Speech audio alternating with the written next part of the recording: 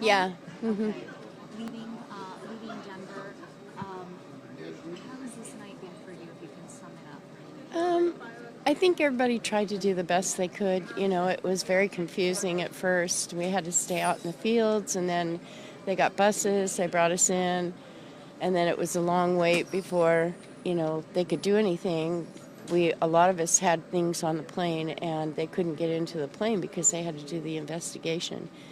So now our baggage, they took all our information, so they're trying really hard to get the baggage to us as quickly as possible. So, but they treated us very well. They made sure we had water and we were comfortable. It was bad. It was a bad situation. The only thing I can say is that when we were out in the fields, there were no emergency blankets, like the silver blankets that they have for emergencies. There was none of that out there, and there were tons of fire people. There were tons of stuff, and it was chilly. And so, they had a few cloth blankets, but nothing that you would expect in an emergency. So, yeah. Where were you seated in that?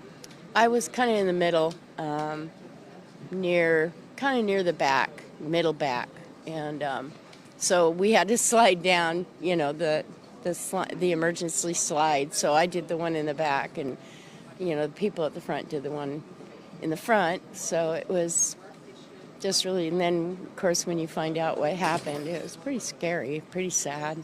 Feel terrible for the pilot, you know. So, but we're alive. Nothing happened to us, other than a minor inconvenience. We're alive, and that's the good thing, right? Yeah. And people are wondering, how could this have happened? How could somebody just go through security, jump the fence, run into the tarmac? I don't know. I have no idea. I have no clue. We were on the plane. We didn't see anything. So, oh yeah, I thought a wheel got blown out is what it felt like to me, like something, and then the smoke came, and that was not fun. So, but we were pretty calm, there were a couple of people that were really scared, but they calmed right down. So, like I said, it could have been so much worse.